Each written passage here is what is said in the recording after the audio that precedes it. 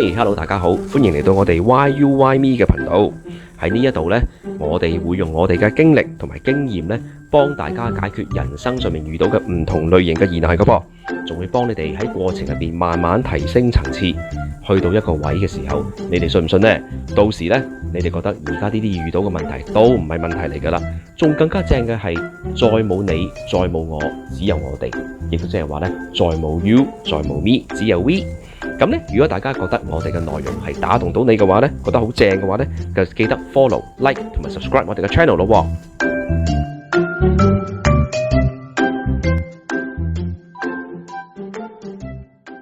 Hello，大家好，我哋又見面啦。Hello，Hello，Connie，多謝你係，又嚟喎，我哋又一齊傾偈啦，可以。好啊，好啊，好啊。係啊，有啲咩分享啊？今次我哋可以講下啲最近發生咗啲咩事咧？哦，就係今朝新鮮滾熱辣啦，我就係有個騙案嘅電話打電話俾我咯。係，咁你點啊？你有咩反應啊？我有咩反應啊？就係第一時間都會即係會跟咗嗰個人嘅説話去，即係信咗少少嘅。咁但係因嗯，為近排騙案實在係太過流行啦，咁變吓咗咧隔一陣間，其實我自己都有個意識就係，咦呢個人會唔會呃我嘅咧咁樣樣？吓，咁佢亦都好真實嘅，因為佢就聲稱佢係一個支付寶嘅職員啦，佢都俾晒職員編號我啊，咁就話叫我打電話去銀聯嗰邊，總之就要去 report，即係或者係如果我要取消嗰個服務咧，我就要打去銀聯嗰邊啊，咁啊俾個電話我，咁啊跟住我嗰刻鐘我問佢，喂我點知你咪呃我㗎咁樣，跟住佢就話點會呃你啊？我哋即係特登打電話過嚟，就係因為你有呢一樣嘢。咁佢啊，跟住就同埋佢話咁俾埋電話啦，亦都話咁我哋個地址喺嗰度。如果係咧，你唔信嘅話咧，你可以自己上去 check 嘅咁樣。咁我咁好啦，咁樣。咁啊，跟住我抄低晒佢啲資料咁樣樣。咁跟住隔咗一陣間，咁我都係覺得而家實在太流行啦呢個騙案。咁所以我就覺得我都要問一問我啲朋友先。咁因為我啲朋友去做財務公司，咁變咗可能對於呢。即係而家市面上流行嘅一啲騙案嘅模式，佢都比較可能聽過咁樣，咁我就即刻打我問朋友咁我朋友就即刻同我講就係呃人嘅嗰啲咁樣，咁跟住咁我朋友咁樣講嘅時候，我都覺得係應該呃人嘅咁樣，咁同埋因為對方同我講，如果我唔打個電話嘅話咧，其實係牽涉到可能有千幾蚊嘅自動扣數咁樣樣，咁我就覺得如果係萬一我真係覺得我怪錯咗嗰個電話嘅人啦、職員啦，咁我最多都係損失千零蚊咁。咁但係咁我都再穩陣啲，我就即刻我朋友都建議我就你或者你可以上 Google 去 check 翻支付寶嗰個熱線咯，你打電話去問，你問啲職員就知道有冇呢回事㗎啦，你都一定會話俾你聽呃人㗎咁樣。咁我就真係開個 app 咁啊打翻電話去支付寶，咁亦都證實咗真係呃人嚟嘅。咁佢支付寶話佢哋唔做。咁跟住亦都 report 翻即係呢件事同支付寶嗰邊啦，咁佢都好 well 好歡迎我就即係佢哋記錄在案，知道而家即係又有一種即係一個模式嘅行騙手法咁樣咯。咁跟住係咯，咁個過程入邊我又開頭驚啦，咁係慢慢跟住就定一定就諗下可能最壞打算我會損失幾多啊？咁樣其實個人就即係唔係話去到好緊張，好成嘅。以往就好緊張嘅，關於錢嘅嘢咧，我就話好驚咁樣。咁但係今次我就覺得我自己處理得都幾冷靜咯。嗯，咁所以你就因為你夠冷靜，所以先至可以對應到呢件事，係嘛？係啊，比起以前係可能真係處理咗好多恐懼啦。嗯可能我曾幾何時都係有一個即係一個錢銀上嘅巨額損失。咁對於我嚟講就係人生一個好大嘅傷口嚟嘅。咁我嗯諗係因為我自己都療愈咗好多呢個部分嘅時候，咁去到而家呢一刻鐘，再一啲同錢有關嘅嘢，我相對就冇咁即時嗰種panic attack 冇咁嚴重。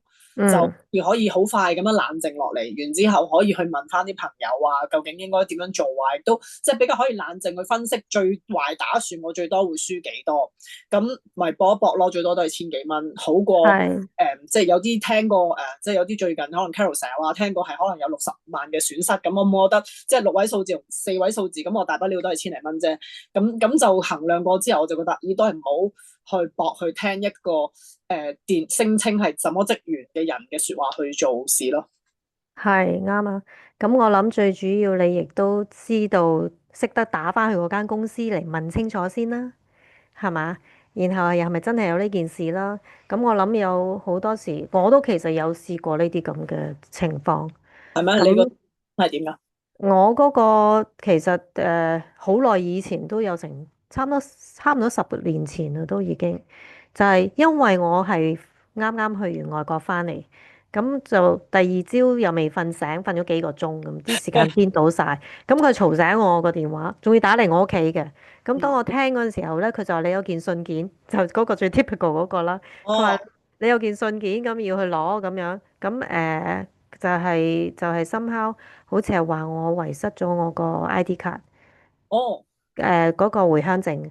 咁咁哦，咁跟住佢話你要快啲嚟攞咁樣。咁我點知你係咪真嘅咧？我即係我都會識咁問。咁佢就即刻話咁我而家 show 俾你睇上網，你上網啦。咁然後我就 send 俾你睇，佢真係有個 copy of 我個回鄉證喎。咁所以我就信咗係真㗎。咁然後跟但係你冇 check 到你個回鄉證係咪真係喺身邊當時我懵成啊，係，？OK，所以冇做到呢啲嘢。係咁然後跟住佢就話因為我記得係好似喺中國嘅嗰陣時，佢話我係留低咗我個 ID 卡喺中國酒哦店嗰度，我 stay 咗喺啲酒店。咁講哦緊咁耐以前呢，我都唔係好記得嗰啲細酒店啦，我住過嗰啲，都係唔係啲好出名嘅大酒店啦。咁我都冇懷疑佢嘅，但係後尾總之講講講，我竟然同佢講咗成2個鐘頭啊！跟住呢個成本佢就話好高啊！係啊，好高啊！咁跟住咧，仲要信咗佢啦。咁佢就做咗好多其他嘅講嘢，即係好似真嘅一樣。然後令到我好驚，就話我要即刻去攞仲要去唔知贖翻張卡嘅以前。即係中國仲係未係咁 popular 嘅時候，唔係咁多人去入去，亦都唔係好了解啦。咁所以咧，我都唔係好清楚嗰啲程序啊係點樣，因為佢話俾官方攞咗咁嘅意思，所以佢係官員嗰啲聲嚟嘅，即係嗰啲口腔啊、口吻啊，都好似官員咁，所以令到我好驚。咁後尾我就好似你咁咯，我都打電話問朋友咯，我就話：咦，我都唔知係真呢個假喎，應該點做？跟住佢又係咁講，佢係騙案嚟嘅呢啲，但係我都係懷疑我朋友喎，我都話係咪啊？你又知係騙案？跟住後尾，我都去咗報警，我都哦去咗警察局度報警。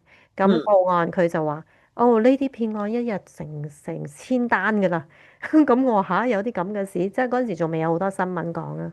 咁我又唔係好清楚啦。咁佢就話：係啊，你只可以報案㗎咋，我哋做唔到嘢㗎啦。你下次學醒目啲啦。咁係啊，咁所以其實我覺得有時就係講 lucky 啦，彩數咯，就嗯係因為我都有個懷疑喺度嘅。咁嗯所以我都會去問下朋友，before 我做任何嘅行動啦。佢要我做嘅嘢，我都冇去做。咁我就 嗯 call 翻佢，嗯我會 call 翻佢啊咁樣。嗯咁所以好多時我諗喺呢啲過程經歷，有好多時我哋係會突然間唔知點處理，因為嗯佢捉住我哋最弱嘅時間就係個腦唔清醒。嗯咁通常最唔清醒嗰時就好驚，好驚嘅時候就會跟住佢哋嘅反應，咁所嗯以變咗而家就會即刻停一停，然後嗯再不如問清楚先咯，問下屋企人啊，或者問下啲朋友啊，咁然後再用一個側邊嘅第三者佢清醒啲嚟去俾一啲意見咯，嗯。嚇，係啊，咁所以你都好 lucky 喎今日。係啊，真係好 lucky 啊！好彩係都身邊有啲朋友，好朋友佢哋即係做即係仲同財務有關嘅行業，咁所以就好快我就已經諗到心中入邊有一個可以即係好信得過嘅朋友，然之後即係問佢，咁所以佢都教我應該即係你揾翻官方嘅渠道你去求證，咁應該係最恰當咯。係，咁但係我覺得咧，其實最重要係咩咧？即係而家我咁聽你嘅經驗，同埋我咁多年啦，而家就去做呢啲心靈學嘅嘢啦，你都係啦，亦都我相信我哋自己大家都有個第六感。